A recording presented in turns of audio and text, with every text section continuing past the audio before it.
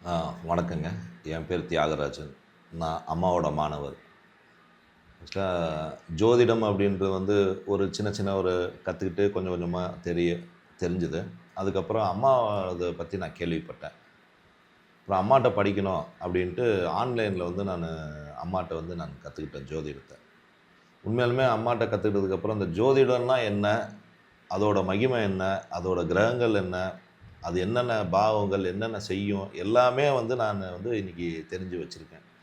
இன்னைக்கு ஜோதிடம் கத்துக்கிட்டனால தான் இன்னைக்கு ஒரு சில இதெல்லாம் என்னால முன்னேற்ற பாதைக்கு போயிட்டுருக்கேன்.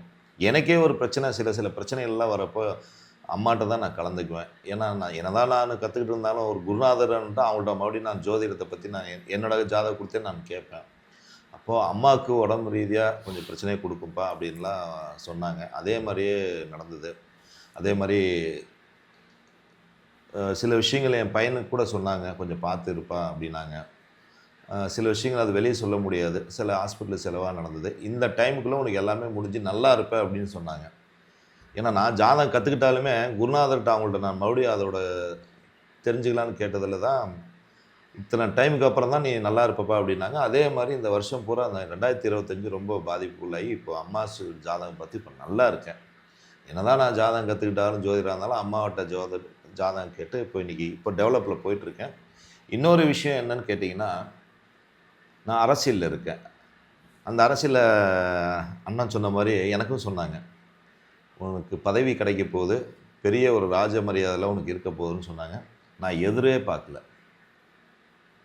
ஒரு நல்ல பதவி. கலைப்பிரிவு அப்படின்றதுல ஒரு நல்ல பதவி. ஒன்றிய செயலாளர் லெவல்ல போஸ்டிங் லெவல்ல எனக்கு குடுத்துருக்காங்க. என்னாலயே அது எதிர்பார்க்க முடியல. 1. 2வது என்னன்னு கேட்டீங்கன்னா, ஃபர்ஸ்ட் நான் அம்மாட்ட ஒரு 5, 6 வருஷம் இருக்கு நான் ஜாதகம் படிச்சேங்க. கலைத்துறையில நீ போவ, சினிமா லைஃப்ல போவன்னு சொன்னாங்க. எனக்கு நம்பிக்கையே இல்லைங்க. ஏதோ ஒரு ரூபத்தில சினிமா ஒரு 4 படம் இன்னைக்கு நான் பண்ணிட்டேன். சீரியல் ஒரு 2, 3 இது பண்ணியிருக்கேன். நீ 4 படத்தில 2 படம் ரிலீஸ் ஆயிருச்சு. 2 படம் ரிலீஸ் ஆக வேண்டியது இருக்கு. இது என்னோட சினிமாவுக்கு கூட்டு போனது இவரு தான். இவரு என்னோட நண்பருங்க. நான் தான் இவர அம்மாட்ட ஜாயின் பண்ணி இந்த மாரி எனக்கு நடந்ததுன்னா, நான் தான் இவர ஜாயின் பண்ணி விட்டேன் அம்மாட்ட. இப்போ அவங்களுக்கும் அதே மாரி சொல்லி இன்னைக்கு என்னோட என்னோட நண்பர்கள், ஜோதிட நண்பர்கள் அண்டு சினிமா நண்பர்கள் எல்லாம் இப்போ அம்மாவ கான்டாக்ட் பண்ணி தொடர்பு கொண்டு இன்னைக்கு அவங்க ஜாதகம் பார்த்துட்டு இருக்காங்க. நல்லா அவங்களும் சொல்றாங்க, "பரவால்ல, நல்லா இருக்கேன்ப்பா. ஓரளவு பரவால்ல. அம்மா நல்லா சொல்றாங்க."